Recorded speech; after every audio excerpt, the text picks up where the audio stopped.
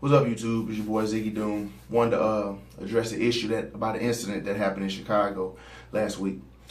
A young lady by the name of Jessica Hampton was riding on a train, and she was approached by another passenger on that train. That passenger asked her if she would have his baby, and when she replied no, that passenger started to stab her, and as she fell to the ground on the train, he slit her throat.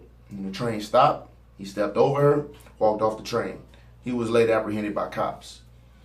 Jessica Hampton, unfortunately, died from the injuries sustained in that attack.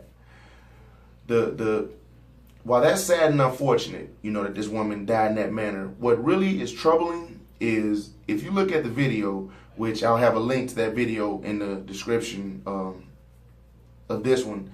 If you look at that video, you will notice that everybody on the train, instead of trying to help this woman, they would rather record it with their camera phones. And you'll see it in the video. Everyone has their camera phones recording it and making comments, and this woman is there bleeding to death. No one is trying to help her.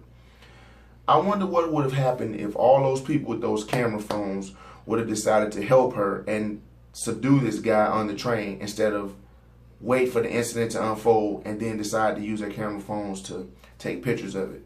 Now, there's more to the story, because when it first happened, initially, that was the story. A random passenger came up to her, asked her that question. She said no, and he attacked her. But a few days after that incident, one of the relatives of the attacker, the attacker's name is Arthur Jones. One of the relatives of Arthur Jones made a comment on Facebook and made a long post explaining his side of the story. She was saying everyone thinks he's a monster, but this is the story. That woman, Jessica Hampton, apparently or allegedly had HIV. And she was involved with Arthur, and she didn't tell him. And when he found out later, he went and got tested, and he was HIV positive.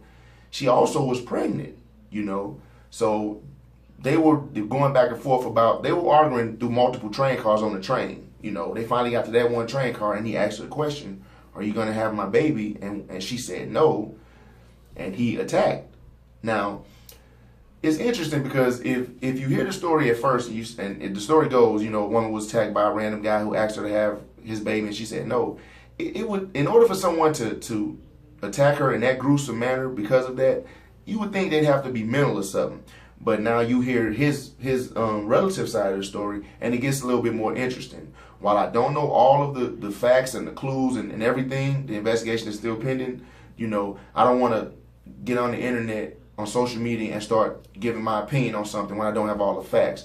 But I will say it is interesting and troubling at the same time, because all of those people that had the camera phones, I think personally they could have helped her subdue him, And on his side, if that is the case, it's also unfortunate. But it would make a little bit more sense as to why he attacked her with such savagery. So, yeah, like I said, the link to the video of the train is in my description. It is gruesome, so, you've been warned. And once I get all the facts and the information, I'll update you guys again.